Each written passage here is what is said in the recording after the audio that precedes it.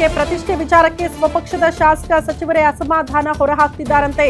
Township ವಿಚಾರಕ್ಕೆ ಸತೀಶ್ ಜಾರಕಿಹೊಳಿ ಅಸಮಾಧಾನ ಹೊರಹಾಕಿದ್ದಾರೆ. ಹೀಗೆ ಆದ್ರೆ ಕಾಂಗ್ರೆಸ್ಗೆ ಡ್ಯಾಮೇಜ್ ಆಗುತ್ತೆ ಅಂತ ಸಚಿವ ಸತೀಶ್ ಜಾರಕಿಹೊಳಿ ಅವರು ಹೇಳ್ತಿದ್ದಾರಂತೆ. ಕ್ಯಾಬಿನೆಟ್ನಲ್ಲಿ ಚರ್ಚೆ ಮಾಡಿ ನಿರ್ಧಾರಕ್ಕೆ ಬರಲಿ ಅಂತ ಸಚಿವ ಸತೀಶ್ ಜಾರಕಿಹೊಳಿ ಅವರು ಅಭಿಪ್ರಾಯ ವ್ಯಕ್ತಪಡಿಸಿದ್ದಾರೆ. ಸತೀಶ್ ಜಾರಕಿಹೊಳಿ ಬೆನ್ನಲ್ಲೇ ಹಳೆ ಮೈಸೂರು ಭಾಗದ ಶಾಸಕರು ಕೂಡ ಇದೇ ಸಲಹೆ ಕೊಟ್ಟಿದ್ದಾರಂತೆ. ಆದ್ರೆ ಬಿಡದಿ ಟೌನ್ಶಿಪ್ ಮಾಡೋದಕ್ಕೆ ಮುಂದಾಗಿದ್ದು ನಾನಲ್ಲ ಅನ್ನುವಂಥ ವಿಚಾರವನ್ನ ಪದೇ ಪದೇ ಡಿಕೆ ಶಿವಕುಮಾರ್ ಅವರು ಪ್ರಸ್ತಾಪ ಮಾಡ್ತಿದ್ದಾರೆ. ಈಗ ಸ್ವಪಕ್ಷದ ವಿರೋಧ, ಅದರ ಜೊತೆಗೆ ಜೆಡಿಎಸ್ನ ವಿರೋಧ ಹೇಗೆ ನಿಭಾಯಿಸ್ತಾರೆ ಅನ್ನೋದೇ ಪ್ರಶ್ನೆ ಇರೋದು. ಅದ್ರ ಬಗ್ಗೆ ಚರ್ಚೆ ಮಾಡಬಹುದು. ಅವರು ಕ್ಯಾಬಿನೆಟ್ ಮೀಟಿಂಗ್ ಇನ್ನೂ ಆಗಿಲ್ಲ, ಫಸ್ಟ್ ಟೈಮ್ 20ಕ್ಕೆ ಆಗ್ತಾ ಇದೆ. ಸಬ್ಜೆಕ್ಟ್ ಒಂದು ಚರ್ಚೆ ಆಗ್ಬೋದು. ಯಾಕಂದ್ರೆ ಇಡೀ ಪಕ್ಷದ ಭವಿಷ್ಯ ಕೂಡ ಅದ್ರ ಮೇಲೆ ಡಿಪೆಂಡ್ ಆಗಿದೆ. ಯಾಕಂದ್ರೆ ಅನಾವಶ್ಯಕ ಗೊಂದಲ ಆಗಬಾರ್ದು. ಒಂದು ಟೌನ್ಶಿಪ್ ಮಾಡ್ಲಿಕ್ಕೆ ಹೋಗಿ ಸರ್ಕಾರ ಕೂಡ ಹೊರೆ ಆಗಬಾರ್ದು. ಅದನ್ನೆಲ್ಲ ಕೂಡ ನೋಡಿ ಚರ್ಚೆ ಮಾಡ್ತೀವಿ ಕ್ಯಾಬಿನೆಟ್ ಅಲ್ಲಿ ಬಂದಾಗ. ಅದೇ ಹೇಳಿ ಅದು ಆಗಬಾರ್ದು. ಅದನ್ನು ಒಂದು ನಾವು ಯಾವುದೋ ಒಂದು ಸ್ಕೀಮ್ ಮಾಡ್ಲಿಕ್ಕೆ ಹೋಗಿ ಸರ್ಕಾರದ ಮೇಲೆ ಅದು ಹೊರೆ ಆಗಬಾರ್ದು. ಅದೇ ಒಂದು ಸಮಸ್ಯೆಗೆ ಉದ್ಭವ ಕಾರಣ ಆಗಬಾರ್ದು. ಅದನ್ನು ಕೂಡ ನಮ್ಮ ಗಮನದಲ್ಲಿ ಇದೆ. ಅದ್ರ ಬಗ್ಗೆ ನೋಡೋಣ. 20 ತಾರೀಕು ಬಹುಶಃ ಅದ್ರ ಬಗ್ಗೆ ಚರ್ಚೆ ಆಗ್ಬೋದು ಕ್ಯಾಬಿನೆಟ್. ಈ ಬಗ್ಗೆ ಮತ್ತಷ್ಟು ಡೀಟೇಲ್ಸ್ ಅನ್ನ ಕೊಡ್ತಾ ಹೋಗ್ತಾರೆ ನಮ್ಮ ಪ್ರತಿನಿಧಿ ದುರ್ಗೇಶ್. ನೇರ ಸಂಪರ್ಕದಲ್ಲಿ ಜಾಯಿನ್ ಆಗ್ತಿದ್ದಾರೆ. ದುರ್ಗೇಶ್, ಮೊದಲ ಬಾರಿ ನೂತನ ಮುಖ್ಯಮಂತ್ರಿಯಾಗಿ ಅಧಿಕಾರ ಸ್ವೀಕಾರ ಮಾಡ್ತಾ ಇದ್ದಂತೆ ಅತಿ ದೊಡ್ಡ ಸವಾಲು ಡಿಕೆ ಶಿವಕುಮಾರ್ ಅವರಿಗೆ ಅದು ಬಿಡದಿಯ ಟೌನ್ಶಿಪ್ ಯೋಜನೆಯ ವಿಚಾರ. ಒಂದ್ ಕಡೆ ಸ್ವಪಕ್ಷದವರ ವಿರೋಧ, ಮತ್ತೊಂದು ಕಡೆ ಜೆಡಿಎಸ್ನ ವಿರೋಧ, ರೈತರ ವಿರೋಧ. ಇದನ್ನ ಹೇಗೆ ನಿಭಾಯಿಸ್ತಾರೆ ಡಿಕೆ ಶಿವಕುಮಾರ್ ಅನ್ನೋದು ಪ್ರಶ್ನೆ. ಇಷ್ಟೆಲ್ಲ ವಿರೋಧದ ಮಧ್ಯದಲ್ಲಿ ಯೋಜನೆಯನ್ನ ಜಾರಿ ಮಾಡೇ ಬಿಡ್ತಾರಾ ಅನ್ನೋದು ಪ್ರಶ್ನೆ ಇದೆ. ಪ್ರತಿಷ್ಠೆಯಾಗಿ ತೆಗೆದುಕೊಂಡಿದ್ದಾರೆ ಡಿಕೆ ಶಿವಕುಮಾರ್ ಹೇಗೆ ಅಂತ.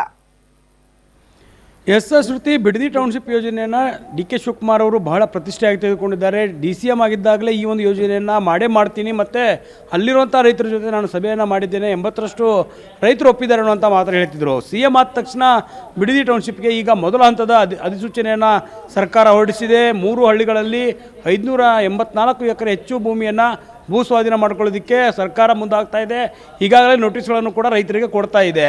ಇದಕ್ಕೆ ಸಾಕಷ್ಟು ಪರ ವಿರೋಧದ ಚರ್ಚೆ ಈಗಾಗಲೇ ಶುರುವಾಗಿರುವಂಥದ್ದು. JDS ಕೂಡ ಜೂನ್ 21ಕ್ಕೆ ದೊಡ್ಡ ಮಟ್ಟದ ಹೋರಾಟಕ್ಕೆ ಕರೆಯನ್ನು ಕೊಟ್ಟಿದೆ, ಪಾದಯಾತ್ರೆ ಮಾಡೋದಕ್ಕೆ ಮುಂದಾಗ್ತಾ ಇದೆ.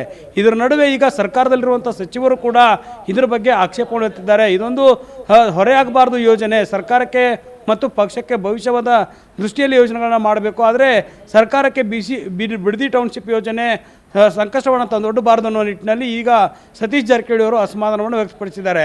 ಡಿ.ಕೆ. ಶಿವಕುಮಾರ್ ಹಠ ಬಿಡದೆ ಯೋಜನೆಯನ್ನು ಮಾಡ್ತೀವಿ ಅನ್ನೋಂಥ ಪಟ್ಟು ಹಿಡಿದಿದ್ದಾರೆ. ಇತ್ತ ಸಚಿವರು ಕೂಡ ಈ ವಿಚಾರದ ಬಗ್ಗೆ ಕ್ಯಾಬಿನೆಟ್ನಲ್ಲಿ ಚರ್ಚೆ ಮಾಡ್ತೀವಿ, ಯಾವುದೇ ಕಾರಣಕ್ಕೂ ಕೂಡ ಸರ್ಕಾರಕ್ಕೆ ಹೊರೆಯಾಗಬಾರ್ದು, ಮತ್ತು ಸರ್ಕಾರ ಇದರಿಂದ ಕಷ್ಟವನ್ನು ಅನುಭವಿಸಬಾರ್ದು ಅನ್ನೋ ನಿಟ್ಟಿನಲ್ಲಿ ಸತೀಶ್ ಜಾರಕಿಹೊಳಿ ಅವರು ಕಾಳಜಿಯನ್ನು ವಹಿಸ್ತಿದ್ದಾರೆ. ಇತ್ತ ಸತೀಶ್ ಜಾರಕಿಹೊಳಿ ಅವರು ಒಂದು ಕಡೆ ಆದರೆ, ಹಳೆ ಮೈಸೂರು ಭಾಗದ ಶಾಸಕರು ಕೂಡ ಈ ಯೋಜನೆ ಇಷ್ಟು ಬೇಗ ಬೇಕಾಗಿರಲಿಲ್ಲ, ಅವಸರ ಮಾಡ್ತಿದ್ದಾರೆ ಅನ್ನೋಂಥ ಒಂದು ಅಭಿಪ್ರಾಯವನ್ನು ಕೂಡ ಈಗಾಗಲೇ ಹೇಳಿರುವಂಥದ್ದು.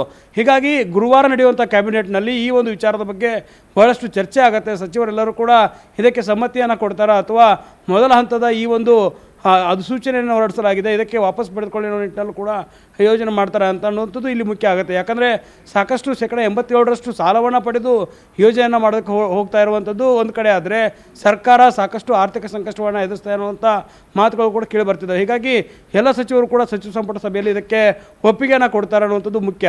ಜೊತೆಗೆ CM ಅವರಿಗೆ ಇದು ಪ್ರತಿಷ್ಠೆಯ ಯೋಜನೆ ಆಗಿದೆ. ಕುಮಾರಸ್ವಾಮಿ ಅವರು 2006ರಲ್ಲಿ ಮಾಡೋದಕ್ಕೆ ಹೊರಟಿದ್ರು, 4 ಟೌನ್ಶಿಪ್ಪನ್ನು ಮಾಡೋದಕ್ಕೆ ಹೊರಟಿದ್ರು. ಅದರಲ್ಲಿ ಬಿಡದಿಯನ್ನು ರೆಡ್ ಝೋನ್ ಮಾಡಿಟ್ಟಿದ್ದಾರೆ ಅನ್ನುವಂಥ ಆರೋಪಗಳು ಕೂಡ ಇರುವಂಥದ್ದು. ಹೀಗಾಗಿ ರೆಡ್ ಝೋನ್ ತೆಗೆದ್ರೆ ಸಮಸ್ಯೆ ಬಗೆಹರುತ್ತೆ ಅನ್ನುವಂಥದ್ದು ಕೂಡ ರೈತರ ಅಭಿಪ್ರಾಯ ಆಗಿದೆ. ಇದ್ರ ಜೊತೆಗೆ ಬಿಡದಿ ಟೌನ್ಶಿಪ್ಪನ್ನು ಮಾಡಿದರೆ ಇಲ್ಲಿ ಹೊಸ ಇಂಡಸ್ಟ್ರಿ ಬರುತ್ತೆ, ಅಭಿವೃದ್ಧಿ ಆಗುತ್ತೆ ಅನ್ನುವಂಥದ್ದು CM ಅವರ ಕನಸು.